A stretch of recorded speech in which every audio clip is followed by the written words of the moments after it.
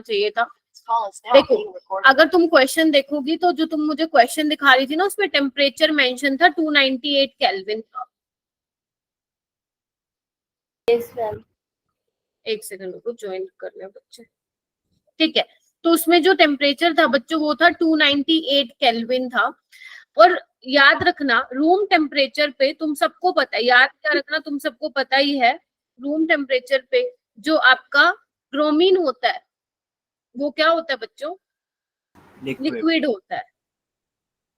और जबकि वहां पे ऑप्शन में क्या कहा था, Br2 गैस, तो Br2 गैस का डेल्टा H0 नहीं होगा। ये पॉइंट मुझे काफी अच्छा लगा, मतलब हमें पता तो थी ये बात, लेकिन गलत होने के पूरे पूरे चांसेस थे उसमें, है ना। हमें लग रहा होगा कि Cl2 और Br2 दोनों आंसर आएंगे, मुझे भी यही लगा था, लेकिन वहां पे हमें टेम्परेचर भी देखना चाहिए था। रूम टेम्परेचर दिया हुआ था वहां पे, रूम टेम्परेचर पे ब्रोमीन लिक्विड होता है, गैस नहीं होता, तो गैस की एंथैल्पी ऑफ फॉर्मेशन 0 नहीं होगी, तो उसका जो आंसर आएगा वो Cl2 वाला ही आएगा। और ऐसे ही रूम टेम्परेचर पे I2 क्या होता है, सॉलिड फॉर्म में होता है, ना कि गैसेस फॉर्म में होता है, तो उसका भी एंथैल्पी ऑफ फॉर्मेशन इस वाले टेम्परेचर पे तो 0 नहीं होगा। जो मैंने लिखवाया था ना वहां पे ऐड कर लेना कि वो सॉलिड के लिए लिखवाया था, और जो Br2 है वो लिक्विड के लिए, क्योंकि रूम टेम्परेचर पे Br2 लिक्विड और I2 सॉलिड की तरह मतलब एग्जिस्ट करते हैं। क्लियर हो गया, ये पॉइंट बहुत इंपॉर्टेंट है, ऐसे करके तुम्हारे 2-3 सवाल बन जाएंगे मॉड्यूल के। ठीक है जी, तो मेरे पास तो उतने ही बच्चे आ गए जितने कल थे, क्या बात है भाई, 37 स्टूडेंट्स हो गए। मैम फिर 25 डिग्री सेल्सियस रूम टेम्परेचर ही हो गया। हाँ 25 डिग्री सेल्सियस पे ही तो थी ना अपनी स्टैंडर्ड स्टेट, 1 बार और टेम्परेचर 25 डिग्री सेल्सियस, है ना। तो मैंने कहा था Br2 का 0 होता है, बिल्कुल सही बोला था मैंने, Br2 का 0 होता है, लेकिन वहां पे क्या कर लेना, लिक्विड स्टेट में, क्योंकि रूम टेम्परेचर पे आपका ब्रोमीन लिक्विड स्टेट में होता है। इसलिए जो कल सुहानी क्वेश्चन दिखा रही थी उसका आंसर Cl2 ही होगा, Br2 नहीं होगा। क्यों? क्योंकि उन्होंने Br2 के आगे G लगा रखा था, मतलब गैसियस स्टेट में Br2 नहीं होता है रूम टेम्परेचर पे 0। ठीक है जी, हो जाएगा। ये सारे बच्चे अपना पॉइंट नोट डाउन कर लो। राहुल आ गया क्या? होता है फिर हाँ यस लिक्विड यस होता है। यस, वो जो मैंने Br2 लिखवाया था वो लिक्विड के लिए लिखवाया था। ठीक है, यही उसके अंदर ट्विस्ट था, और ऐसे करके आपके 2-3 सवाल बन जाएंगे अच्छे अच्छे, तो ये प्लीज लिख लेना। ठीक है, तो यही फायदा होता है क्वेश्चन सोल्व करने का, यही फायदा होता है क्वेश्चन सोल्व करने का, क्योंकि नई नई चीजों के बारे में आपको डेफिनेटली पता चलेगा। ठीक है, तो इसलिए पढ़ते रहो, क्वेश्चन लगाते रहो।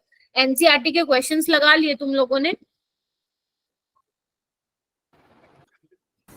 यस मैम एक वो भी भेजा था क्वेश्चन, अच्छा वो वाला, वैसे तो मैं बोल देती तुम्हें वो छोड़ दो, तुम्हारे काम का नहीं है, बट मैं करा दूंगी। ठीक है, चलो उससे पहले ये क्वेश्चन करो, तुम्हारे लिए 6 क्वेश्चन है सवाल। ग्रुप में एक बार मैसेज कर देना, क्लास है तो ज्वाइन करो। एक बार रीड कर दूं क्या? अच्छा नवनीत कह रही हूँ मैम यही क्वेश्चन पूछना था, ये PYQ में था, मैं कर रही थी, हुआ नहीं। कोई बात नहीं, बाकी सब बताएंगे कोमल तुम्हें ये वाला क्वेश्चन। ठीक है, ओके मैम। अच्छा हाँ, मैं क्या कह रही थी, राहुल आ गया है क्या क्लास में? राहुल नहीं आया, ओके ठीक है। चलो ये वाला क्वेश्चन एक बार मैं रीड कर देती हूँ, इधर देखो क्या बोल रहा है वो। If the bond dissociation energy of XY और X एंड Y2, पढ़ लो एक बार क्या बोला है। If the bond dissociation energies of XY, X2 and Y2 are in the ratio दिया हुआ है, ठीक है जी, कोई दिक्कत नहीं है। एंड डेल्टा H फॉर्मेशन यानी कि enthalpy of formation of XY दी हुई है तुम्हें 200 किलो जूल पर मोल। है जी, आपको क्या निकालना है, बॉन्ड डिसोसिएशन एनर्जी निकालनी है इसकी X2 की। क्वेश्चन तो समझ में आ गया होगा, एक बार खुद दिमाग लगाओ कैसे करेंगे, देन फिर मैं करवाती हूँ। 4 नंबर का क्वेश्चन है ये, हो जाओ शुरू करो, अपना दिमाग लगाओ, क्योंकि अगर मैं बता दूंगी ना तो तुम सोच नहीं पाओगे। पहले मैं चाहती हूँ कि तुम सोचो, है ना, मैं तो करवाऊंगी।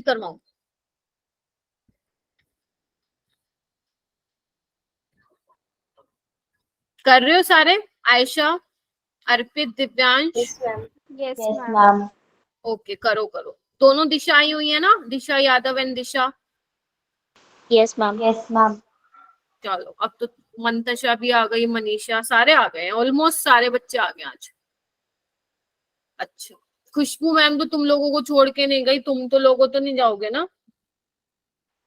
No ma'am. No ma'am. Ma'am अब तो जब तक हैं यही पढ़ने वाले हैं 11th क्लास में। तो गुड इवनिंग। 12th तक ही पर रहेंगे। हाँ, तुम तो रहोगे 12th तक। चलो ये वाला करो, है ना, सोचो कि क्या हो सकता है। फॉर्मूला मैं बता देती हूँ कौन सा यूज होगा, थोड़ी सी मदद कर देती हूँ। Delta H of formation, bond energy of reactant minus bond energy of product. ये वाला फॉर्मूला लगेगा, मैंने कल बताया भी था शायद आप लोग।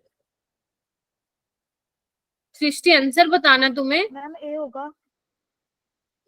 एक मिनट रुक जाओ। हाँ जी बेटा, सृष्टि बोल रही है ए होगा। नहीं, ए आंसर तो नहीं है। हाँ दिशा, मैम सी हो। सी कैसे होगा बेटा? मैम बी होगा। तुम ये बताओ किया मैम कैसे, डेल्टा एच इक्वल क्या इक्वेशन बनाई, कैसे किया, इक्वेशन क्या बनाई तुम लोगों ने? बॉन्ड एनर्जी ऑफ हाँ, आवाज नहीं आ रही। Plus y2 gives 2xy। x2 plus y2 give 2xy, यानी कि तुमने पहले इसकी बनाई इक्वेशन। Yes ma'am. किसी से नहीं Yes, हिला ma'am. ये क्वेश्चन? चलो मैं हिलाती हूँ इस क्वेश्चन को। चलो आ जाओ एक बार। Ma'am option D. Ma'am D आएगा, डी। मैम ऑप्शन डी 400 कैसे आया अर्पित? मैम दो बच्चे बोले तो डी ही होगा फिर। नहीं, मैम मैं बताऊँ कैसे they आएगा? can be wrong। Ma'am Arpit ma'am बताएगा। हीट हाँ, ऑफ फॉर्मेशन का मैम हीट ऑफ फॉर्मेशन लगा था। वो तो मैंने लगा दिया। तुमने क्या किया, मतलब अप्रोच कैसे किया, स्टार्टिंग कैसे की इस क्वेश्चन की? मैम यहाँ पर दिया हुआ है एक, मैम यहाँ पर रेशियो दिया हुआ है एक्स वाई का, x2 का और y2 का। तो वहाँ पे एक्स वाई का 1 है और x2 का भी 1 है और y2 का 0.5 है। तो मैम यहाँ पर x ले लिया था, x कन्वर्ट करके। देखो पता नहीं तुम लोगों ने कैसे किया, बट इसका आंसर सी है। कैसे आएगा इधर देखिए, इधर देखो कैसे किया है। जिसका सी आ रहा है देखना, क्या ऐसे ही अप्रोच किया, और जिसका दूसरा आ रहा है तो आप तुमने देखो कि क्या मिस्टेक किया। इधर देखो एक बार, देखो मेरे पास डेल्टा एच फॉर्मेशन दिया हुआ है, ध्यान से सुनना। जब मैंने कहा था कि जब मैं बॉन्ड एनर्जी की बात करती हूँ या बॉन्ड डिसोसिएशन एनर्जी की बात करती हूँ, तो उसमें प्रोडक्ट माइनस रिएक्टेंट नहीं लगाएंगे, रिएक्टेंट माइनस प्रोडक्ट लगाएंगे। बताया था ये मैंने, ठीक है। अगर फॉर्मेशन की वैल्यूज दे रखी हो, अगर फॉर्मेशन की वैल्यूज दे रखी है हर जगह, तो वो प्रोडक्ट माइनस रिएक्टेंट लगता है। ये मैंने आप लोगों को बताया था। तो यहाँ पे जो आपको को दे रखा है ना, वो देखते हैं। सबसे पहले आपको को बॉन्ड डिसोसिएशन एनर्जी की जगह इसको बॉन्ड एनर्जी लिख लेती हूँ। चलो बीडी लिख लेती हूँ, bond dissociation energy of X Y. इसको मैं एक्स कंसिडर करूंगी क्योंकि रेशियो दिया हुआ है, ठीक है। ऐसे ही मैं x2 का कंसिडर कर लेती हूँ, कितना x, और इसका कर लेती हूँ y2 का x/2। हाँ या ना, ठीक है। और क्या मुझे गिवन है बच्चों, delta H formation of X Y. तो मुझे, और ध्यान रखना डेल्टा एच फॉर्मेशन किसके लिए डिफाइंड है बच्चे? 1 मोल के लिए। जो प्रोडक्ट बन रहा है, जिसकी फॉर्मेशन हो रही है, 1 मोल के लिए डिफाइंड है। तो अब आपको ये रिएक्शन बनानी है। कैसे बनाओगे? x2 प्लस y2 हाफ लगाना पड़ेगा हमें आगे। पहले कंफर्म करो बच्चों इतना, ठीक है। इसके भी लगा सकते हैं क्या, कैसे लगाओगे बच्चे? टू डेल्टा एच फॉर्मेशन 1 मोल के लिए डिफाइन है ना। क्या डेफिनेशन थी एंथैल्पी चेंज ऑफ फॉर्मेशन की, कि जब 1 मोल कंपाउंड बनेगा तो कितनी एनर्जी रिलीज और इवॉल्व, सॉरी कितनी एनर्जी इवॉल्व और एब्जॉर्ब होगी। यही तो था एंथैल्पी ऑफ फॉर्मेशन। कल इसी पे तो बात की थी हमने, ठीक है। तो इसके करस्पॉन्डिंग जो डेल्टा एच फॉर्मेशन है वो कितना है बच्चों? -200 किलो जूल। इतना हमारी बात हो गई। अब तुम देखो, क्या हमें सारी वैल्यू दे रखी है? क्या मुझे x2 की बॉन्ड एनर्जी दे रखी है? बिल्कुल है। y2 की दे रखी है? हाँ मैम दे रखी है। xy की दे रखी है? यस मैम दे रखी है। मतलब x की टर्म्स में दे रखी है, तो बस निकाल दो इसको। निकाल सकती हूँ मैं? Delta H formation is equal to bond energy of reactant minus product. Reactant में देखो क्या है, हाफ ऑफ x2 की कितनी है बच्चों, x, ठीक है, प्लस हाफ ऑफ y2 की कितनी है, x/2। इतना समझ में आया, पहले बताओ, ठीक है। रिएक्टेंट माइनस प्रोडक्ट, प्रोडक्ट में क्या है, x। एक बार x की वैल्यू निकाल के दिखाओगे मुझे कितनी आई, जल्दी बताओ एक बार मुझे। इस पे लिख लेना most important question, most important question. ये जेई 2000 कहा, ये जेई 2002 का क्वेश्चन है। सेम क्वेश्चन, इवन वैल्यूज भी सेम पूछी है 2021 में, और जेई 2002 का क्वेश्चन नीट में भी रिपीट हो सकता है, बेशक से आया भी हो ये नीट में, ठीक है। माइनस 800 आ रही है। कितनी आ रही है, 800 किलो जूल पर मोल आ रही होगी, देखना एक बार, सही आ रही है, यस मैम। ठीक है। Yes, कोई बात नहीं, इतना ऐसे निराश होने की, ऐसा मतलब टेंशन लेने की बात नहीं है। तुम्हारा कंसेप्ट क्लियर होना चाहिए, मेरे समझाने के बाद कंसेप्ट क्लियर होना चाहिए। अगर मान लो ऐसा क्वेश्चन दोबारा आए तो तुम कर लोगे ना आराम से।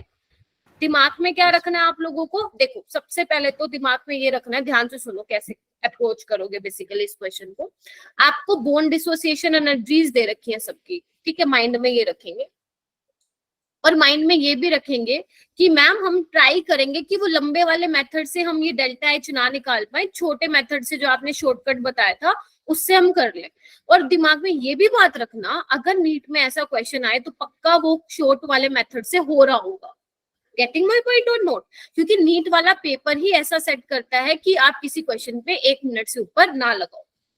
ये पहला रहेगा कि कैसे अप्रोच करना है इस क्वेश्चन को, ठीक है। चलो फिर जो दे रखा है उसको देखेंगे। मुझे सब में रेशियो दे रखा, और ऐसे रेशियो वाले सवाल हम मोल कंसेप्ट से करते आ रहे हैं, जिसमें मैं x मान के करती हूँ, है ना। 1 तो नहीं ले सकते हो ना इसको बच्चे, 1.5 तो नहीं ले सकते हो कि xy की वैल्यू 1 है, उसकी 1 है, तो x की टर्म्स में लेना पड़ेगा, ठीक है। चलो वो भी ले लिया। अब आपको डेल्टा एच फॉर्मेशन, जहां पे भी आपको किसी की फॉर्मेशन की वैल्यू दे रखी है, फटाक से उसकी इक्वेशन लगा डालो।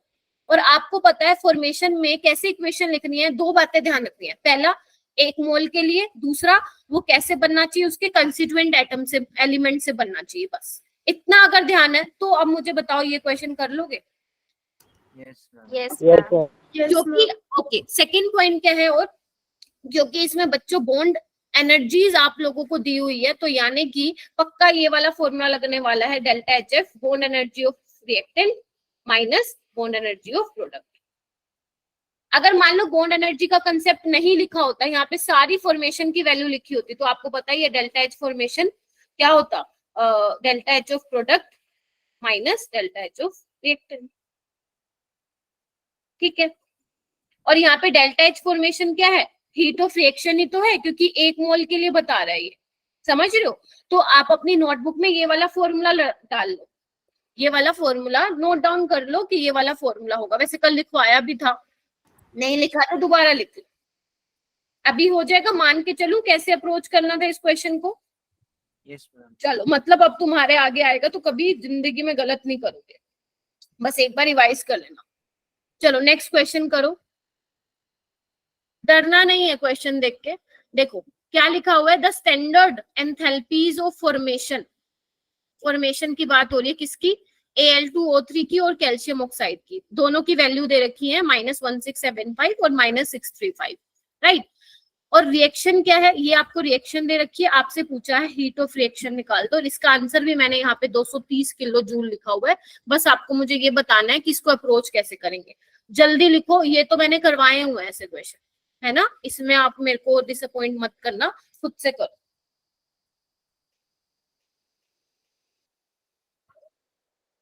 बस 3 लेक्चर का और है, आज का 1 लेक्चर, इसके बाद 2 लेक्चर, फिर आपका थर्मोडायनेमिक्स फिनिश हो जाएगा, फिर अपन केमिकल इक्विलिब्रियम स्टार्ट करेंगे, ठीक है। पहले आप ये वाला क्वेश्चन कीजिए।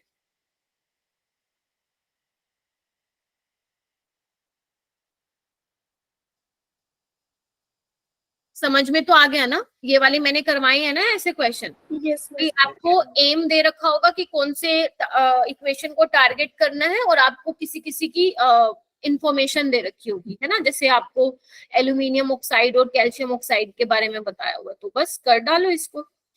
मैं सिर्फ अप्रोच बताऊंगी, एग्जैक्ट आंसर आप निकालोगे, और लिखा भी है यहाँ पे 230 किलो जूल। ये भी जेई के क्वेश्चन है, जितने भी मैं आज क्वेश्चन लाई हूँ वो सारे जेई के क्वेश्चन है, अच्छे क्वेश्चन है और सारे। तनिष्का का हो रहा है बाकी, और आज का अपना थ्योरेटिकल रहने वाला है पूरा लेक्चर, इसलिए मैं सोच रही थी थोड़ा न्यूमेरिकल का तड़का लगाया जाए, क्योंकि एक दिन भी मैं न्यूमेरिकल नहीं कराती ना तो आप बहुत राजी हो जाते हो है ना। मैं नहीं चाहती आप इतने राजी हो।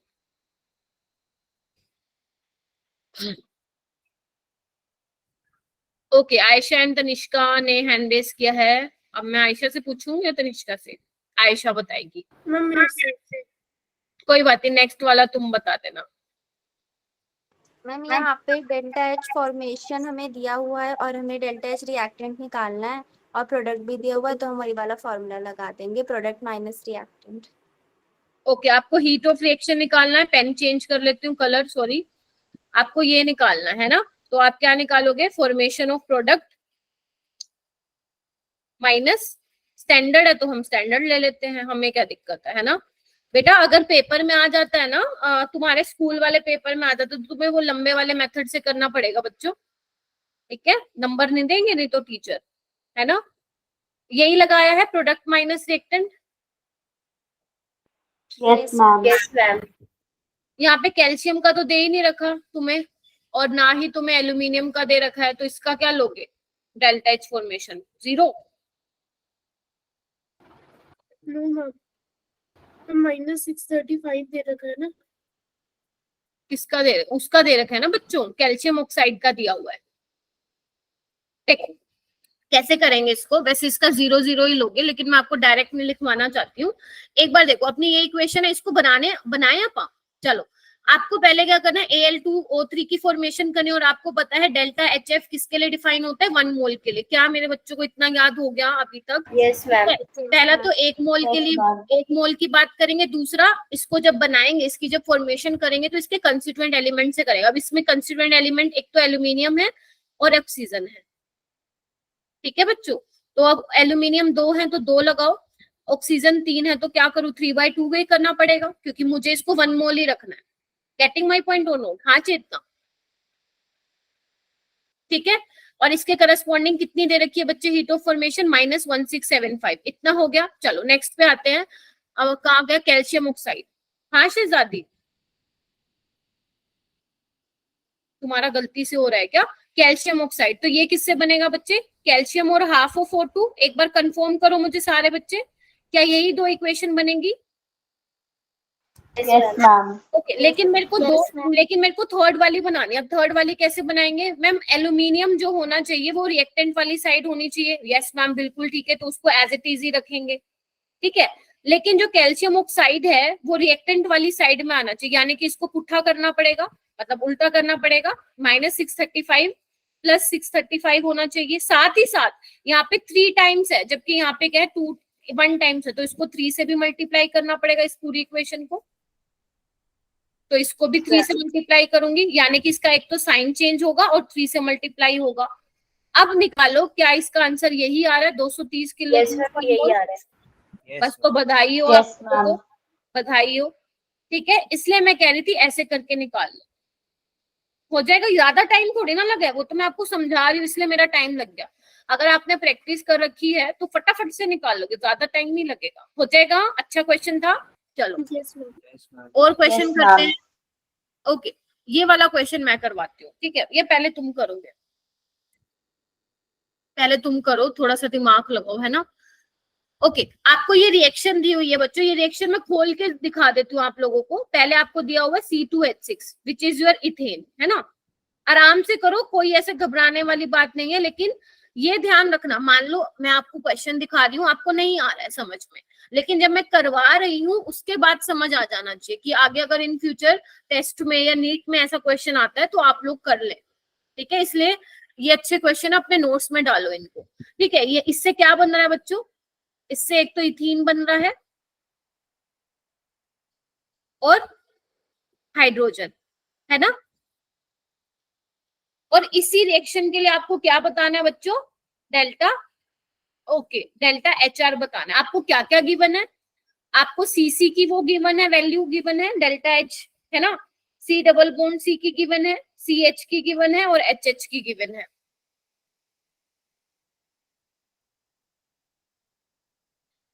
दिख रहा है सभी को? एक बार मैं चेक कर लेती हूँ ये बॉन्ड एनर्जीज दी हुई है ना, क्योंकि फिर अदरवाइज प्रोडक्ट माइनस रिएक्टेंट कर देंगे।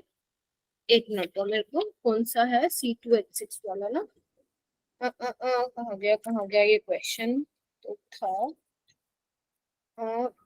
हाँ, आपको बॉन्ड एंथैल्पीज दे रखे हैं, सॉरी मैंने लिखना चाहिए था, बॉन्ड एंथैल्पीज है, मैं यहाँ लिख देती हूँ। मैम ये आपने PYQs में से लिए क्वेश्चंस? हाँ, जेई की है लेकिन ये बेटा सारे क्वेश्चन, नीट के तो इजी हैं, तुम कर लोगे, लेकिन मेरे को था थोड़ा सा अलग लेवल का थोड़ा सा क्वेश्चन कराऊं तुम लोगों को, अलग टाइप का, लेवल का तो क्या ही। ठीक है, करें हम स्टार्ट। चलो, फॉर्मूला क्या लगेगा बच्चों? वही, ये तो दिख गया होगा ना, फॉर्मूला तो यही लगेगा ना। यस। बॉन्ड, अब देखो बच्चों, बॉन्ड एंथैल्पीज हैं, तो यहाँ पे bond energy of product sorry reactant minus product, agree करते हो? Yes ma'am. चलो, अगर फॉर्मेशन होता तो प्रोडक्ट माइनस रिएक्टेंट ना, बस इतनी बात ध्यान रखनी है। अच्छा, अब मेरी बात ध्यान से सुनो, रिएक्टेंट की बॉन्ड एनर्जी क्या होगी? देखो, बॉन्ड एनर्जी होता क्या, सोचो सोचो सोचो, बॉन्ड को तोड़ने के लिए एनर्जी तो चाहिए, हाँ जी, है ना? तो यहाँ पे कौन कौन से टाइप के बॉन्ड है बच्चे? एक तो CC टाइप का बॉन्ड है, एग्री करोगे? और CH के कितने टाइप के बॉन्ड है, मतलब कितने CH है? 1 2 3 4 5 6 टाइप के हैं। तो मैं क्या करूंगी, CC के लिए मुझे ऑलरेडी दी हुई है कितनी, 347 प्लस 6 टाइम्स ऑफ 414 करूंगी। पहले एग्री करो, देखती हूँ मैं किसने ज्वाइन किया है। हाँ बेटा, एग्री करते हो? Yes yes ma'am. है ना? Yes, ma'am. चलो, ये हमारी बात हो गई रिएक्टेंट की। माइनस प्रोडक्ट की बात करते हैं। प्रोडक्ट में क्या है, सीसी को तोड़ने के लिए चाहिए कितनी एनर्जी दी हुई है? 6111 दी हुई है। ठीक है, यहाँ पे भी ब्रैकेट लगा लेते हैं। ठीक है, ओके। उसके बाद CH कितने हैं? 1 2 3 4, यानी कि 4 टाइम्स ऑफ CH कितने हैं? 414। देखना एक बार बच्चों, 414। ठीक है, प्लस HH को कितने तोड़ने के लिए चाहिए? 436। देखना एक बार, सही है? Yes ma'am. चलो, ब्रैकेट का देख लेना भाई तुम लोग, मैथ्स के अच्छा वैसे तुम भी नहीं हो मैथ्स के बच्चे, फिर तो ठीक है। अगर मैथ्स का बच्चा होता ना मैम, ये कौन सी ब्रैकेट लगा दी, फिर ठीक है, तुम भी बायो के हो। वैसे मैं मैथ्स बैकग्राउंड से हूँ। मैम आता है इतना सब करना वैसे। ठीक है, ठीक है, अब जल्दी करो, बहुत बड़ी कैलकुलेशन है, आराम से करना है ना। और मुझे आंसर बताना, 128 किलो जूल आ रही है, और ये भी कंफर्म करना है कि पल्ले आ गया 128। यार बड़े फास्ट हो तुम लोग तो, यस मैम। कैलकुलेटर से निकाला ना? हम पहली पहली कर रहे थे, मैम मैं तो शुरू ही कर फॉर्मूला दी थी तो पता चल कैलकुलेट गया था करना। पहले। अच्छा, किसने ऐसा सोचा था ऐसा होगा? मैंने। अच्छी बात है बेटा, जिसने भी सोचा। और जिसको नहीं समझ में आ रहा था, आई थिंक अभी क्लियर हो गया होगा। ठीक है, चलूं आगे, मजा आ रहा है? चलो, यस। ये वाला क्वेश्चन करते हैं। जितना ये क्वेश्चन भयानक लग रहा है ना, उससे ज्यादा कहीं ज्यादा इजी है ये, है ना? जितना हम सोच रहे हैं उससे कहीं ज्यादा। देखना एक बार क्या लिखा हुआ है। For water at 100 degree Celsius, colour change and 1 bar, delta H vaporisation minus delta U vaporisation की तुम लोगों को वैल्यू निकालनी है। इन्होंने क्या किया, मल्टीप्लाई 100 किया हुआ, तुम्हें इसमें बेसिकली वैल्यू डालनी है क्या होगी। फिर वो कह रहे हैं, ध्यान से रखना, वेपोराइजेशन की बात हो रही है। ठीक है, और ये कुछ बातें बता रखी हैं। पहले बोल रखा है कि एज्यूम करना है कि वॉल्यूम जो है लिक्विड का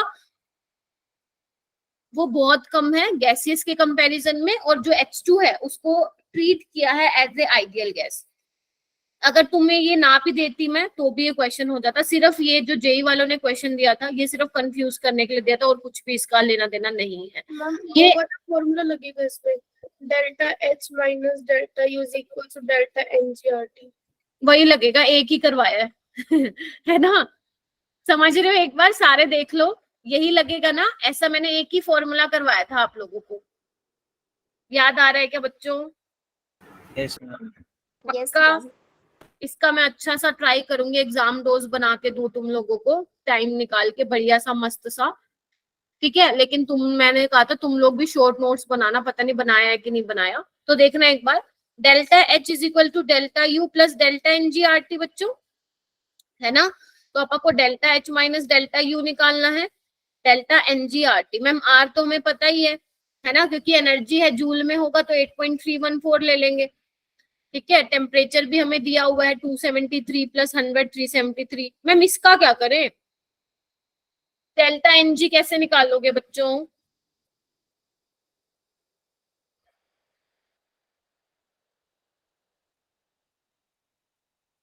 डेल्टा एन जी कैसे निकालोगे? लगाओ दिमाग, कैसे निकालोगे? क्या कुछ हिंट दिया हुआ है इन्होंने? सोचो सोचो सोचो भाई, मर्ज करने के बाद तो तुम लोगों की आवाज और गायब हो गया, ऐसे नहीं चलेगा। तुम लोग ही कहते थे ना अगर हम सेम बैच में होते तो कंपटीशन होता, पर तुम लोग तो चुप हो यहाँ पे। बोलो भाई। मैम पीवी अपॉन आरटी होगा क्या? नहीं बच्चे, पीवी बाय आरटी कैसे होगा डेल्टा एनजी? ना ना ना, ये सोच रही हो तुम? मैम अब सेम बैच में आ गए ना, तो इसलिए कंपटीशन खत्म हो गया। ठीक है, पीवी बाय आरटी बोल रही हो तुम। वॉल्यूम है, चलो ये मान लो, ये लगा देते हैं हम। आरटी से आरटी कैंसिल हो जाएगा, प्रेशर भी है तुम्हारे पास, वॉल्यूम कहाँ से लेके आओगी? है ना, है ना, है ना? चलो, अरे तुम्हें एक बहुत अच्छा हिंट दिया हुआ इन्होंने, इधर देखो बच्चों। वेपोराइजेशन है ना, वेपोराइजेशन का मतलब क्या हुआ बताओ? जो आपका वाटर है लिक्विड से किस में चेंज हुआ है बच्चों? गैस में नहीं हुआ? गैसियस। Yes. बस यही तो था। डेल्टा एनजी कैसे निकालोगे? गैसियस स्टेट के लिए निकालते तो 1 माइनस 0 है ना।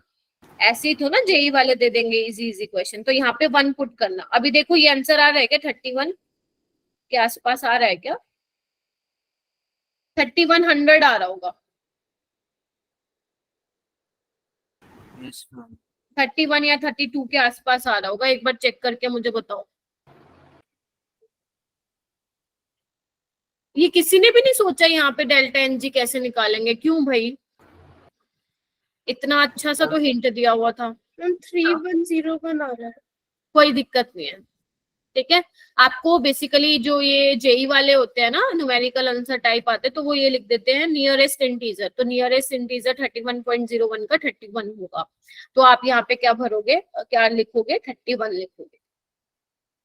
ओके, देखना Yes. एक बार मैम आज आप कैसे क्वेश्चन लाए हो। चलो ये वाला क्वेश्चन करो, इसका आंसर भी मैंने बताया हुआ है। अब तो भाई ये खुद कर लेना। The average SF bond energy in kilojoule per mole किसकी बतानी है? ओके, SF6 में SF की बॉन्ड एनर्जी निकालनी है। तुम पहले SF6 की निकाल लो, एवरेज तो निकल जाएगा। ठीक है, आपको सब कुछ दिया हुआ है। Delta H formation of SF6 दिया हुआ है, S दिया हुआ है और F दिया हुआ है बच्चों।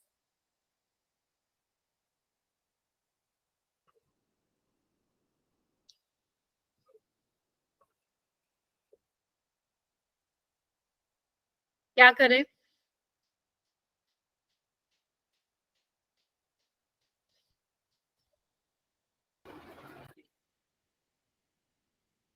पढ़ लो भाई, पढ़ लो, रिवाइज करके आया करो थोड़ी चीजें। बुक पढ़ लिया करो कभी कभी। बुक अगर बुक उठाते ना तो मेरे को इतनी देर में तो आंसर दे देते तुम लोग। इससे ये पता चलता है सिर्फ। हाँ, मैम 30। एस जी और एफ जी क्या है? कहाँ पे बेटा? मैम एस ब्रैकेट जी बोल। गैसियस स्टेट में है ना SF6, वो हम दिखा। पहले इक्वेशंस लिखेंगे। हाँ लिख लो, सिर्फ इसकी लिख लो, काम चल जाएगा। इसकी तो लिखनी ही पड़ेगी। बोन एनर्जी क्या होता है? 309 आ रहा है। दिशा कैसे आ रहा है बेटा? सबसे पहले क्या किया तुमने? हम पहले तो इक्वेशन बनाई है किसकी? SF6। देखो SF6 की बॉन्ड एनर्जी निकालने का मतलब क्या है पहले तो? हाँ ऐशा, नो मैम वो आंसर देना। अच्छा किया कैसे? मैम पहले तो डेल्टा इक्वेशन H बना ली, product। S प्लस फ्लोरीन की मतलब SF6 की फॉर्मेशन की बना ली 1 मोल के लिए। फिर उसके बाद जो आपने फॉर्मूला बताया था डेल्टा H फॉर्मेशन का, प्रोडक्ट माइनस रिएक्टेंट, और वहीं से फिर वो पूरा आ गया ना। मेरा आया है 1855। फिर उसको मैंने 6 से डिवाइड कर दिया एवरेज निकालने के लिए। ठीक किया है बिल्कुल। देखो मैं कैसे कर रही थी, ऐसे भी कर सकते हो। पहले इधर देखो, यहाँ पे आपको SF6 की बॉन्ड एनर्जी निकालनी है ना, तो बॉन्ड एनर्जी का मतलब क्या होता है, कितनी एनर्जी चाहिए हमें इसको ब्रेक करने के लिए इनटू इट्स गैसियस एटम्स, यही डेफिनेशन होती थी। ठीक है, तो आप इसको ऐसे ही तोड़ोगे ना,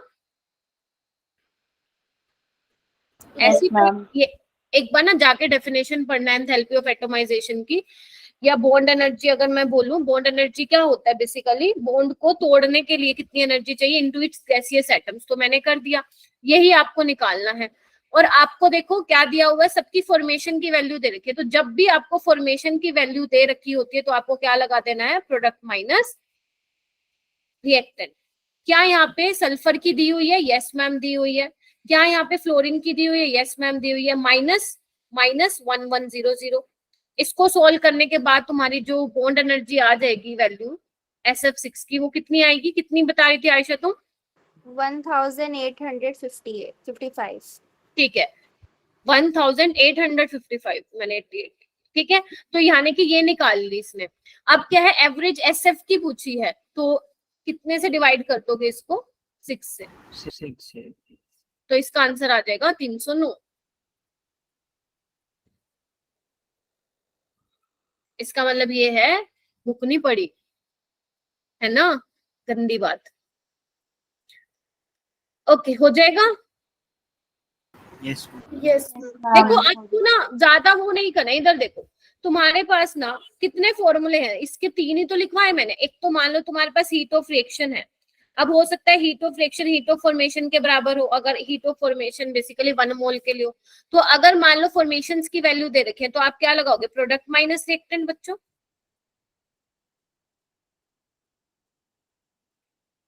ठीक है, आपको अगर बॉन्ड एनर्जी की वैल्यू निकालें लेकिन दे रखी है सारी एंथैल्पी ऑफ फॉर्मेशन, तो भी प्रोडक्ट माइनस रिएक्टेंट।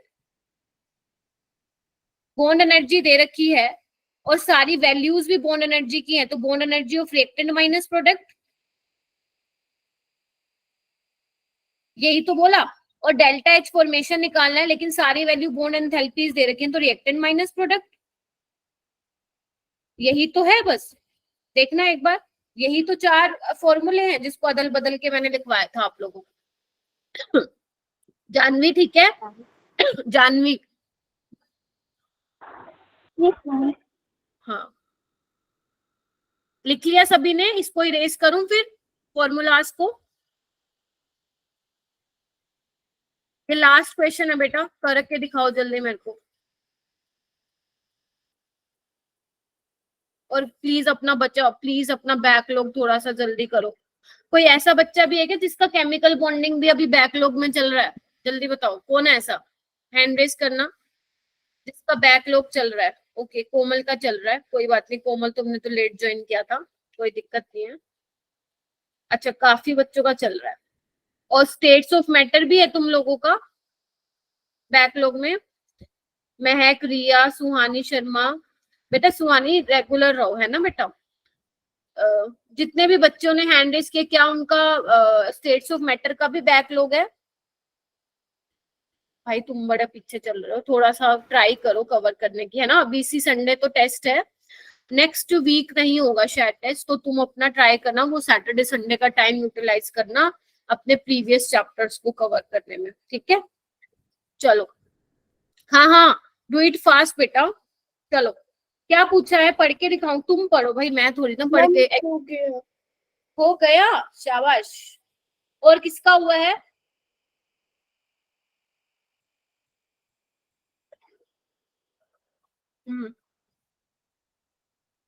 क्योंकि इसके बाद तुम्हें बहुत मजा आने वाला है जो मैं करवाने वाली हूँ। जितना तुम इन क्वेश्चंस में पक्के हो, उतना ही मजा तुम्हें आने वाले टॉपिक, जो आज का टॉपिक है उसमें आने वाला है। जल्दी जल्दी करो, फिर रमीज सर भी ज्वाइन करेंगे। मैं आप लोगों को बता देती हूँ, तुम्हें थोड़ा सा DMVS का सेशन होगा तुम लोगों का, तो आप क्लास लीव नहीं करेंगे, वो आपका सेशन लेंगे। फिर कोई बच्चा रह जाएगा तो फिर आप बोलोगे मैम हमारा ये नहीं हुआ वो नहीं हुआ, तो क्लास में एंड तक रहेंगे, ठीक है। चलो जल्दी, ये जल्दी बताओ कौन बताएगा मुझे ये। मैम मैं बताऊं? ओके, एक सेकेंड, तनिष्का के अलावा। मैम अरे आयशा। ऐसा मैंने करवाया नहीं, आयशा भी नहीं है भाई, आयशा तनिष्का नहीं बताएंगी। आपको स्टैंडर्ड मोलर एंड क्या दिया हुआ है, ये कंबशन का दिया हुआ है ना आपको ग्रेफाइट पाउडर के लिए। अरे राम, ये तो इतना इजी है, कर दो जल्दी। Amount of heat generated on combustion of 1 gram of graphite. अरे ग्रेफाइट का तुम्हें कंबशन रिएक्शन आता है ना लिखने बच्चों? Yes, ma'am. इसका डेल्टा एच कितना दिया हुआ है आपको पता है? Combustion reaction is always an exothermic. अच्छा, किसने हैंड रेज किया है? तनिष्का और आयशा के अलावा। हाँ बताओ, जिसने भी हैंड रेज किया है।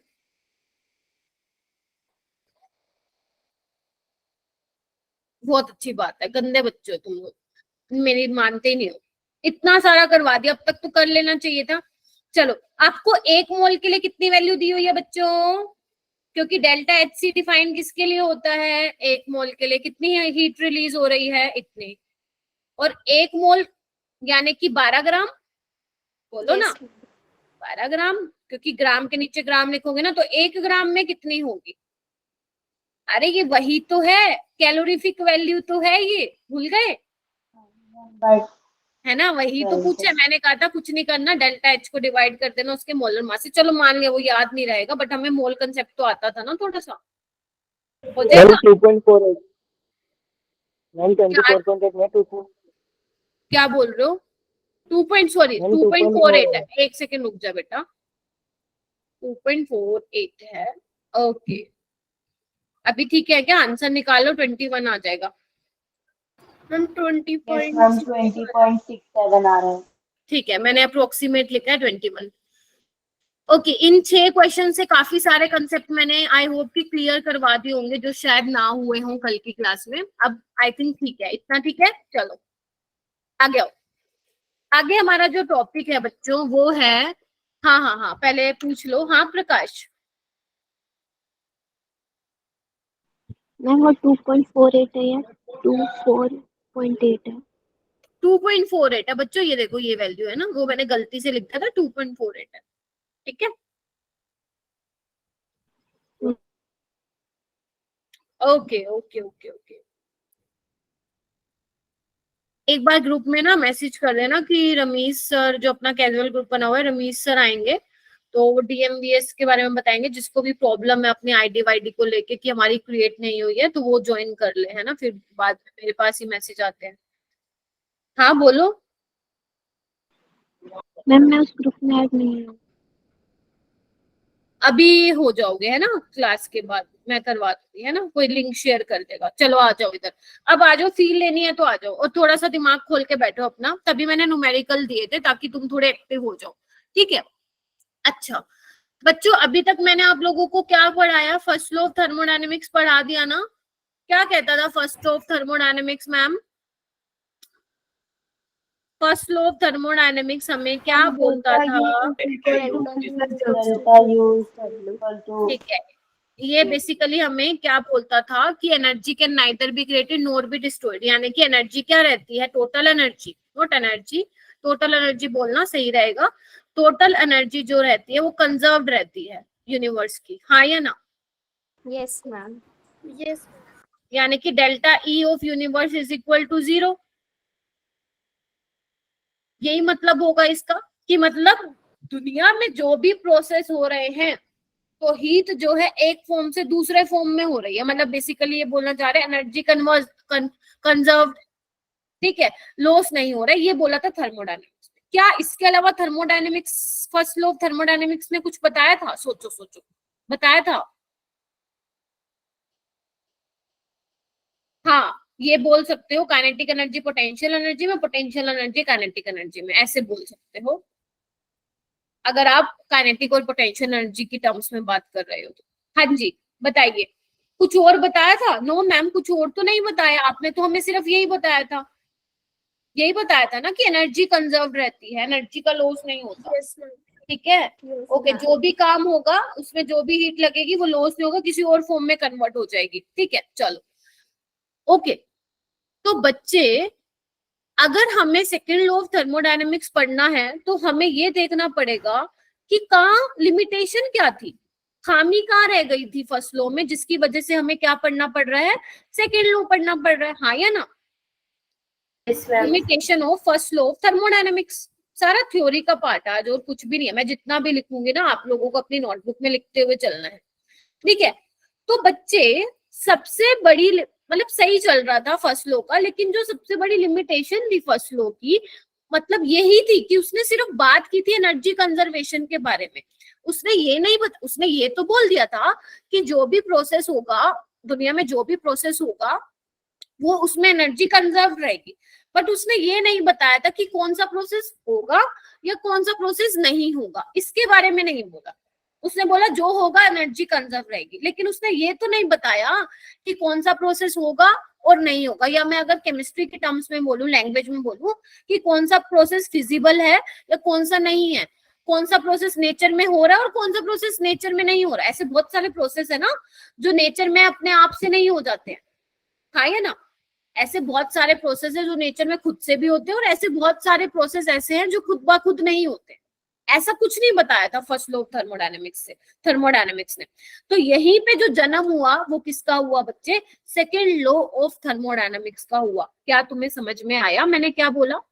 ठीक है, तो सबसे पहले आप क्या लिखेंगे? लिमिटेशंस लिखेंगे। मैं आपको बोलती हुई भी जा रही हूँ और मैं यहाँ पे स्लाइड में लिख भी रही हूँ। लिखो सबसे पहले, हीट कैन फ्लो, क्या नहीं बता पाया first law of thermodynamics, heat can flow from hot body to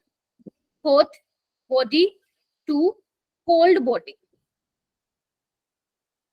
but not from cold body to hot body। एक बात बताओ, तुम सबको पता है, तुम फिजिक्स पढ़ रहे हो, तुम केमिस्ट्री के स्टूडेंट हो, तुमने साइंस ले रखे, सबको पता है जो हीट का फ्लो है बच्चे वो कहाँ से कहाँ होता है? गर्म से ठंडे की तरफ होता है। यानी कि हीट का जो फ्लो होता है वो क्या होता है बच्चों? High temperature to low temperature होता है, ये सबको पता है। अगर मान लो मेरे पास चाय का कप गर्म है तो वो अपने आप थोड़ी देर में, इवन 10 मिनट में क्या 5 मिनट में ही चाय ठंडी हो जाएगी। आपने तो कुछ नहीं किया ना, अपने आप हुआ ना वो। अगर आप चाहते हो चाय को दोबारा गर्म करना तो आप गैस पे जाओगे, उसको दोबारा गर्म करोगे। तो लेकिन फर्स्ट लॉ ऑफ थर्मोडायनेमिक्स को इससे कोई लेना देना नहीं था, उसको कोई लेना देना, उसको ये था कि भैया तुम बेशक high temperature to low temperature heat का फ्लो करवाओ या कोल्ड टू हॉट यानी कि low temperature to high temperature कराओ, मुझे इससे लेना देना नहीं है। लेकिन जो भी प्रोसेस होगा वहां पे क्या होगा? एनर्जी कंजर्व रहनी चाहिए।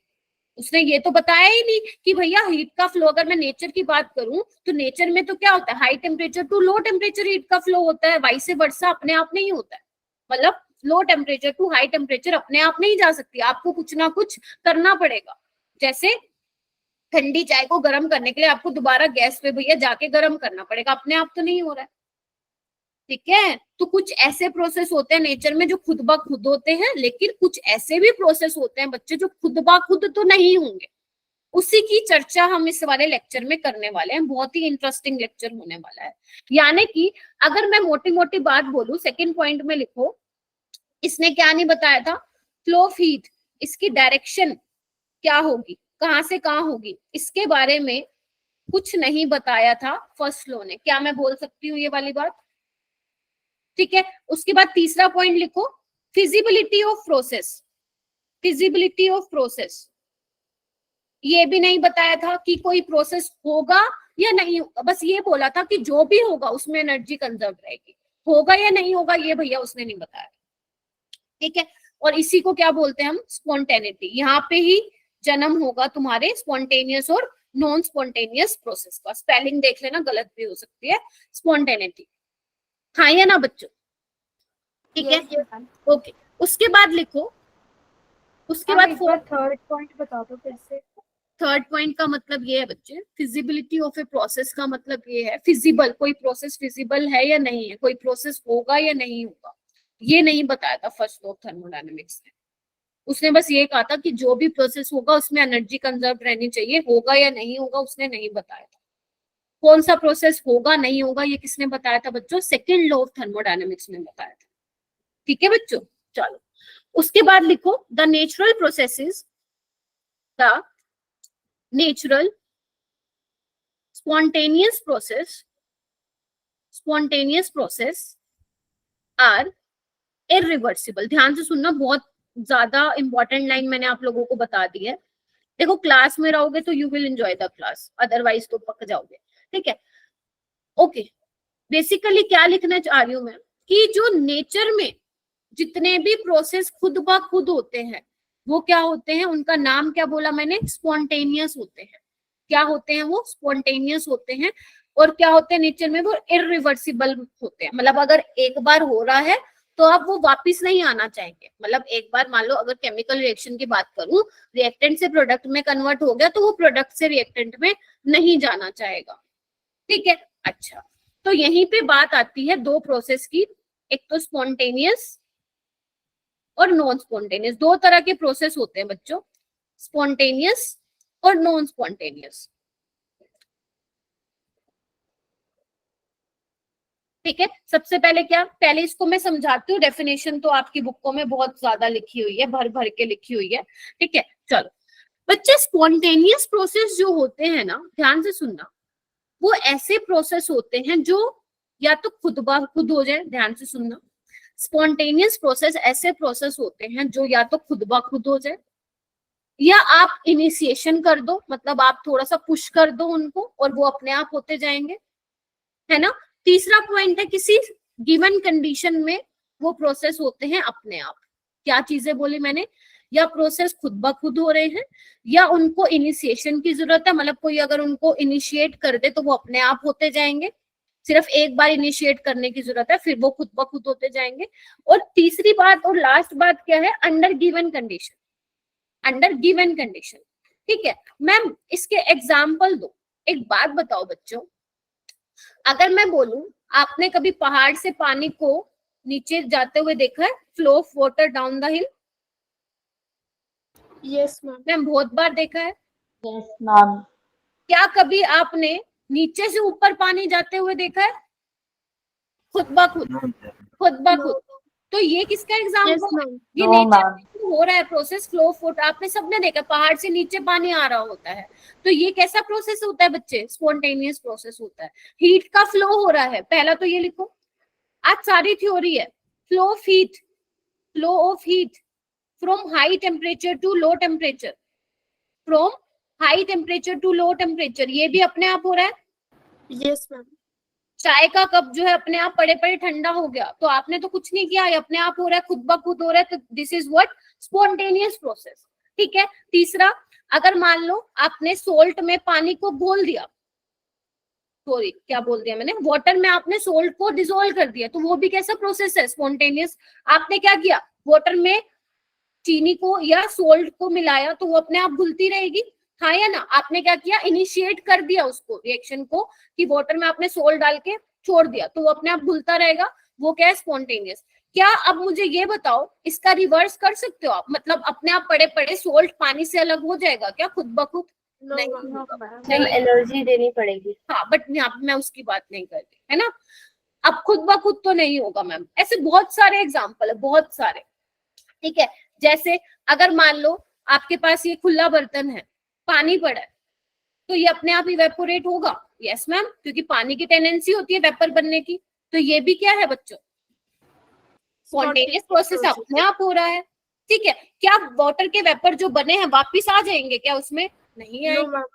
नहीं आएंगे, तो वो आपका स्पॉन्टेनियस प्रोसेस नहीं है। फिर से बोल रही हूँ, जो खुद ब खुद हो रहा है या आप उसको इनिशिएट करवा रहे हो, ठीक है, और खुद ब खुद चलते जाएंगे। ऐसा नहीं है कि कंटिन्यूस एनर्जी सप्लाई कर रहे हो, नहीं, ऐसा नहीं है। एक बार स्टार्ट कर दिया और चलता जाएगा, चलता जाएगा, ठीक है। जैसे तुम हो, ठीक है। अब एक बात बताओ, जैसे तुम हो, तुम पढ़ते नहीं हो, है ना, पढ़ते नहीं हो, तो अगर जो थोड़ा सा सीरियस वाले बच्चे होंगे, लेकिन कभी कभी वो भी ऐसे मजे मारते हैं, ठीक है। जैसे मान लो सृष्टि ले लेते हैं ना, वैसे तो पढ़ती लेकिन कभी कभी मजे मारती है, उसको थोड़ी सी डांट लगाऊंगी, पढ़ती रहेगी, ठीक है। तो मैंने उसको क्या किया, थोड़ा सा पुश कर दिया और अपने आप वो काम होता चला गया, ठीक है। स्पॉन्टेनियस है, खुद ब खुद हो रहा है, ठीक है।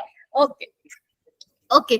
और जैसे हम एक और एग्जांपल भी ले सकते हैं, गंदे गंदे एग्जांपल है इसके वैसे।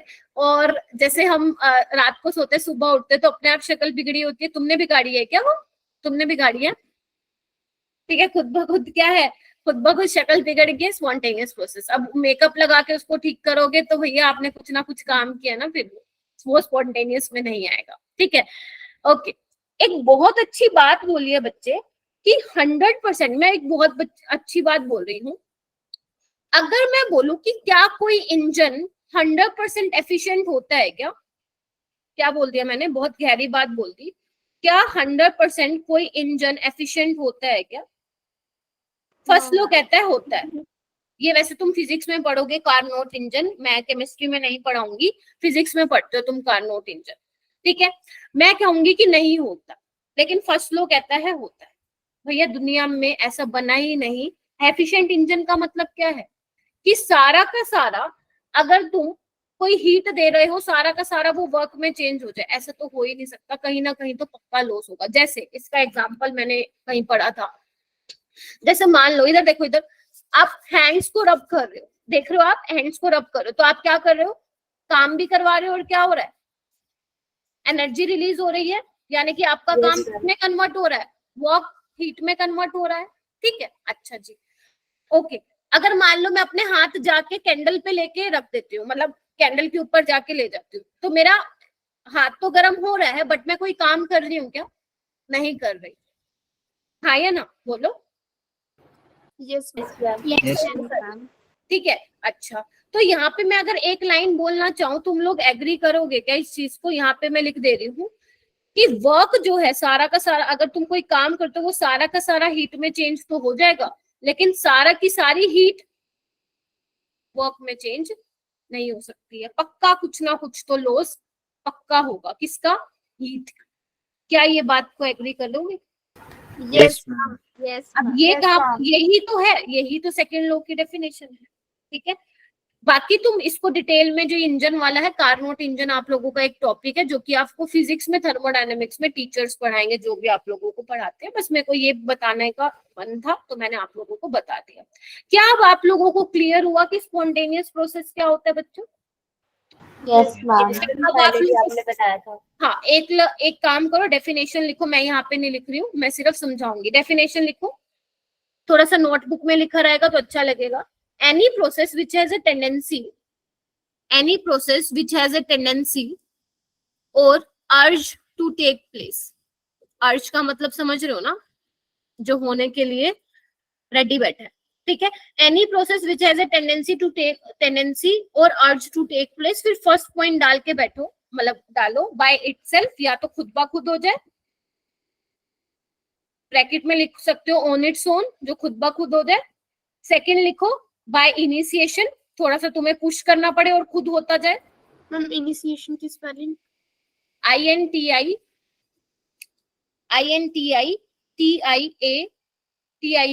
इनिशिएशन। नहीं, मैंने भी इसमें गलत लिखी हुई है नोटबुक में। इनिशिएशन ये होती है INTIATION, इनिशिएशन, ठीक है। थर्ड पॉइंट में लिखो under given condition. Under given condition, ये शायद थोड़ा कम समझ में आओगा। अभी मैं सारे एग्जांपल लेती हूँ स्पॉन्टेनियस प्रोसेस के, ठीक है। Examples of spontaneous process. पहला लिखो बच्चों, वैसे मैंने समझा दिया आपको, बस उसको क्या करना है, आपको लैंग्वेज की फॉर्म में लिखना है। Sugar dissolve in water, spontaneous है बच्चों। Sugar dissolve in spontaneous, sugar dissolve in water spontaneous. ध्यान रखना, नेचर में जो प्रोसेस होते हैं तो खुद ब खुद हो रहे हैं, वो सारे के सारे स्पॉन्टेनियस होते हैं और रिवर्सिबल होते हैं, वापस नहीं जाना चाहेंगे, ठीक है, बैकवर्ड डायरेक्शन में। और स्पॉन्टेनियस का मतलब ये मत समझना, डजंट मीन कि ये इंस्टेंटेनियस प्रोसेस है, कि ये इंस्टेंटेनियस प्रोसेस है, जल्दी जल्दी हो जाएगा। नहीं भाई, नहीं भाई, ऐसे कुछ प्रोसेस होंगे जो स्पॉन्टेनियस तो होंगे और जो बहुत स्लो होंगे, ठीक है। रेट पे डिपेंड नहीं कर रहा है कि कौन स्लो होगा, कौन फास्ट होगा, कौन मॉडरेट होगा। हम सिर्फ ये बात कर रहे हैं जो खुद ब खुद हो रहे हैं नेचर में, वो स्पॉन्टेनियस प्रोसेस है। हाँ तनिष्का? मैम, जब हम शुगर को वाटर में डिसॉल्व करेंगे तो हमें इसे चम्मच से घुमाना पड़ता है ना, तो एनर्जी तो यूज कर रहे हैं हम। नहीं, अगर मान लो तुम रूम टेम्परेचर पे है, सिर्फ उसको डाल के रख दो, शुगर को पानी में डालो, ऐसे करोगे बस घुल जाएगी वो तो अपने आप। तुम उसको रख दो, तुम उसको मिलाते क्यों, वो जल्दी घुल जाए। तुम उसको वो पड़ी पड़ी घुल जाएगी। मैम फिर तो है ना? बहुत टाइम लग जाएगा। कोई बात नहीं, अभी तो बोला इंडिपेंडेंट ऑन रेट। है ना। अब ऐसे तो अगर मैं बोलूं evaporation of water in open vessel, ठीक है, एक कंटेनर रख दो भर के, क्या उसी दिन उड़ जाएगा क्या पानी? 2 दिन लग जाएंगे ना, हाँ ये ना। तो मैं रेट की बात नहीं कर रही हूँ, अपन सिर्फ ये बात करें जो खुद ब खुद हो जा रहे हैं। लेकिन अगर मान लो तुम पानी को अगर ठंडा ले लो, ठंडा पानी ले लो, उसमें चीनी को मिलाओ, मिल जाएगी क्या? नहीं डिसोल्व होगी। तो ये जो मैंने लाइन लिखी, आपको लाइन बोली थी अंडर द गिवन कंडीशन, अब समझ में आया? कंडीशन भी होनी चाहिए स्पेसिफाई, ऐसा नहीं किसी पे ही करवा रहे हो। जैसे मेल्टिंग ऑफ आइस है, -10 डिग्री सेल्सियस पे वो मेल्ट नहीं होता है, अगर 2 डिग्री सेल्सियस लोगे हो जाएगा। समझ रहे हो मैं क्या बोल रही हूँ? अंडर द गिवन कंडीशन का Yes, मतलब, ma'am. ठीक है। तो पहले 2 एग्जांपल ये हो गया, ये लिख लो, ये मैंने आप लोगों को ऑलरेडी बता दिया, flow of heat from high temperature to, या hot body to cold body. लिखो सारे, ठीक है बच्चों। अच्छा, और क्या लिखोगे? डिफ्यूजन ऑफ गैस,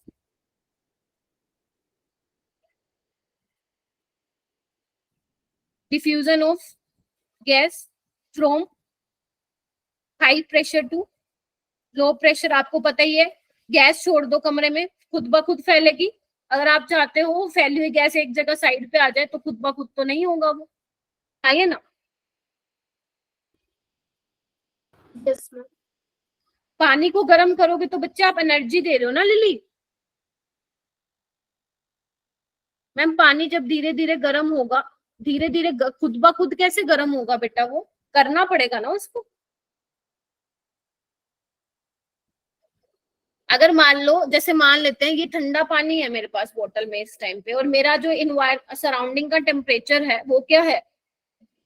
ज्यादा है, तो हीट का फ्लो क्या होगा? High temperature to low temperature. तो मुझे तो कुछ नहीं करना पड़ रहा ना, वो पड़े पड़े गर्म हो रहा है। मैंने कुछ किया? मैंने कुछ नहीं किया, स्पॉन्टेनियस प्रोसेस। क्या ये 4 पॉइंट क्लियर हो गए बच्चे? हाँ या ना?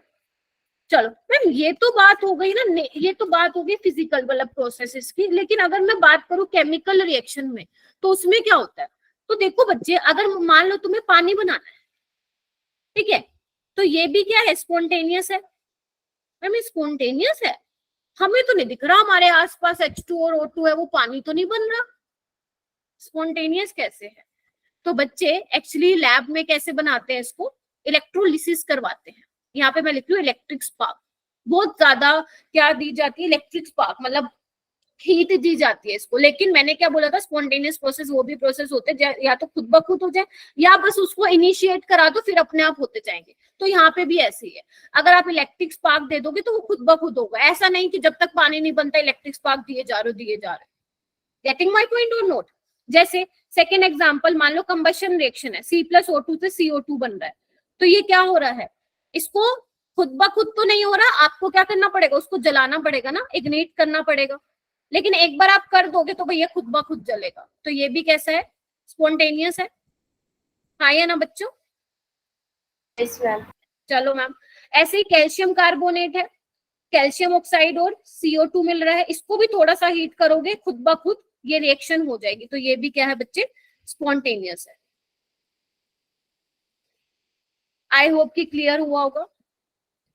मैम आपने ये सेकंड पॉइंट में ये क्या लिखा है? IGNITE, इग्नीट, जलाना, ठीक है। उसके बाद आप लिखेंगे बच्चे नॉन स्पॉन्टेनियस प्रोसेस क्या होता है मैम?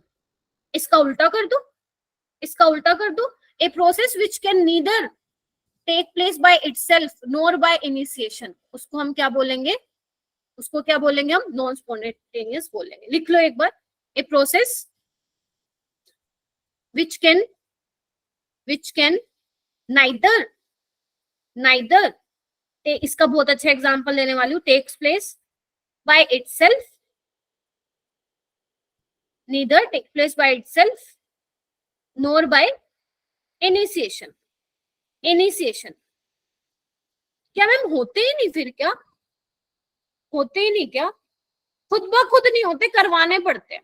खुद ब खुद नहीं होंगे, कराने पड़ते हैं। और कैसे? by supply continuous energy। getting my point? अगर कंटिन्यू सप्लाई नहीं करोगे तो भैया नहीं होंगे। जैसे एग्जांपल कोई बता सकता है नॉन स्पॉन्टेनियस प्रोसेस का? मैम पहाड़ से गिरता है लेकिन ऊपर से ऊपर से नीचे आता है बट नीचे से ऊपर नहीं जाता, हाँ या ना? Yes ma'am. ठीक है, अच्छा हाँ लिली बोलो, एग्जाम्पल बता रही हूँ। मैम जैसे फ्रिज में बॉटल रखते हैं तो वो भी तो हम करवाते हैं ना उसे ठंडा। शाबाश, तो ये किसका एग्जाम्पल हुआ? नॉन स्पॉन्टेनियस का। सबसे अच्छा एग्जाम्पल है तुम्हारा रेफ्रिजरेटर, हाँ या ना? रेफ्रिजरेटर कैसे मैम? हाँ बोलो। मैम घर में जो वाटर पंप लगा होता है मोटर, वो भी।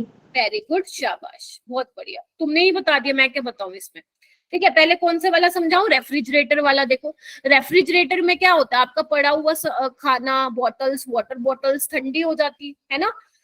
जबकि देखो, जबकि बाहर का सराउंडिंग का टेम्परेचर ज्यादा है, तो कायदे से तो स्पॉन्टेनियसली तो high temperature to low temperature जाना चाहिए था, लेकिन रेफ्रिजरेटर क्या कर रहा है, अपनी अंदर की हीट सराउंडिंग में छोड़ रहा है, जिसकी वजह से उसका अंदर का टेम्परेचर क्या हो चुका है, लो हो चुका है। लेकिन इसके लिए आप क्या कर रहे हो बच्चे, कंटिन्यूस आपने एनर्जी सप्लाई कर रहे हो। जब तक प्लग नहीं लगाओगे, उसका बटन ऑन नहीं करोगे, तो वो वाला काम नहीं होगा, हीट का flow low temperature to high temperature नहीं होगा। गेटिंग माई पॉइंट और नॉट? Yes ma'am. ऐसे ही एसी का एग्जांपल ले लो, एसी भी तो यही करता है, मैं अंदर बैठी हूँ, मतलब एकदम चिल्ड सा रूम हो रखा है, जबकि टेम्परेचर तो ज्यादा है। Getting my point? अच्छा, और मोटर का एग्जांपल कैसे लिया? जैसे आप बोलते हो, मम्मी कहती है टैंकी भरनी है, मोटर चला दो। अब मोटर चलाओगे तभी तो नीचे से पानी ऊपर चढ़ेगा, नहीं चलाओगे तो फिर नहीं चढ़ेगा, वो टैंकी खाली, बैठना फिर पूरे दिन बिना पानी के। ठीक है, समझ में आ गया? तो दिस इज योर स्पॉन्टेनियस, जिसमें आपको कंटिन्यूअसली एनर्जी देनी पड़ेगी, तब वो जाके होगा। जबकि स्पॉन्टेनियस में क्या है, या तो खुद ब खुद हो रहा है, चाय का कप पड़ा पड़ा ठंडा हो रहा है, या अगर कोई रिएक्शन हो रही है, थोड़ा सा उसको इनिशिएट कर दो, हीट दे दो, है ना, एनर्जी, बस थोड़ा सा आपको पुश करने की जरूरत है, वो खुद ब खुद हो जाएगी, आपका दिमाग नहीं खाएगी। क्या समझ में आया थोड़ा बहुत बच्चे? Yes ma'am.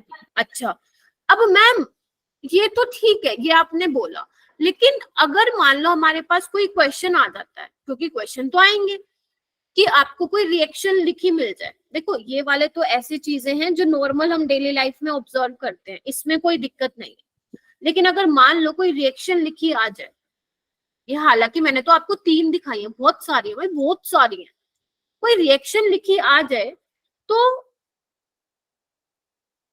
हाँ गीजर, गीजर, गैस गीजर ना, यस, ठीक है। अच्छा, अब मेरी बात सुनो, मैं क्या बोल रही हूँ, बहुत सारे एग्जाम्पल हो सकते हैं, आपके दिमाग में आ भी रहे होंगे और बहुत अच्छी बात है, लेकिन मैम इसका कोई क्राइटेरिया तो होगा ना, मतलब कोई हमें अगर रिएक्शन दे देगा तो कोई एक क्राइटेरिया होगा जिसको हम, कोई न्यूमेरिकल होगा या कुछ भी होगा, हम वैल्यू निकाल के बता दें कि भैया ये होगा तो स्पॉन्टेनियस, ये नहीं होगा तो नॉन स्पॉन्टेनियस। एक हमें क्राइटेरिया पता चल जाएगा तो हमारे लिए इजी होगा बताना कि विच प्रोसेस इज स्पॉन्टेनियस और नॉन स्पॉन्टेनियस, अगर मान लो एग्जामिनर ने chemical reaction they the. Getting my point और नोट? तो यानी कि अगर मुझे क्राइटेरिया पता चल जाए स्पॉन्टेनिटी का तो बढ़िया हो जाएगा मेरे लिए, बोलो।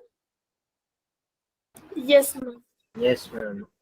ठीक है, तो क्राइटेरिया और स्पॉन्टेनिटी में बेसिकली आप 3 चीजें पढ़ोगे, एक तो एंथैल्पी, जिसकी हम चर्चा कर ही रहे हैं, ठीक है, एक आएगा second factor entropy, change in entropy, लिख लेना इसको, और लास्ट आएगा हमारा, जो लास्ट क्लास होगी वो किस पे होगी, गिब्स फ्री एनर्जी पे। ये 3 चीजें आप लोगों को पढ़नी है, जिसमें से एंथैल्पी तो आप बहुत हद तक पढ़ चुके हो, मेन आपको ये दोनों पढ़नी बाकी रह गई है, ठीक है। अच्छा, तो सबसे पहले हम पढ़ेंगे डेल्टा एच, फिर डेल्टा एस और फिर डेल्टा जी, कि मतलब हम एंथैल्पी के बेसिस पे कैसे बता सकते हैं कि हमारा प्रोसेस स्पॉन्टेनियस है या नहीं है, एंट्रोपी के बेसिस पे कैसे बता सकते हैं कि हमारा प्रोसेस स्पॉन्टेनियस है या नहीं है। मैम लास्ट वाला डेल्टा जी है। एक मिनट रुको, हाँ 1 सेकंड रुकना बेटा, हाँ 1 मिनट, हाँ डेल्टा जी है, इसको मैं ठीक कर देती हूँ, ठीक है। तो बेसिकली एंट्रोपी, एंथैल्पी और गिब्स फ्री एनर्जी, तो 1 बाय 1 पढ़ेंगे कि कैसे हम बता पाएंगे इनके बेसिस पे कि हमारा प्रोसेस स्पॉन्टेनियस है या नहीं है, ठीक है। तो सबसे पहला है, लिखो एक बार, tendency to lower its energy. हाँ बेटा, मैम ये सेकेंड लॉ ऑफ थर्मोडायनेमिक्स के अंदर आता है। यस यस, ये सब मैं सेकेंड लॉ थर्मोडायनेमिक्स की बात कर रही हूँ, क्योंकि सेकेंड फर्स्ट लॉ तो बता ही नहीं पाया था स्पॉन्टेनियस और नॉन स्पॉन्टेनियस के बारे में। ये सारी बातें किसने बताई थी? यहाँ पे अगर मैं लिख दूं सेकेंड लॉ ऑफ थर्मोडायनेमिक्स, ताकि तुम लोगों को कंफ्यूजन ना हो, ठीक है। सेकेंड लॉ ने बताया था स्पॉन्टेनियस और नॉन स्पॉन्टेनियस के बारे में। तो सबसे पहला जो तुम्हारा फैक्टर है जिसके बेसिस पे आप डिसाइड करोगे whether the process is spontaneous और नॉन स्पॉन्टेनियस, वो ये tendency to lower its energy. आपको बच्चे पता है कि energy is inversely proportional to stability.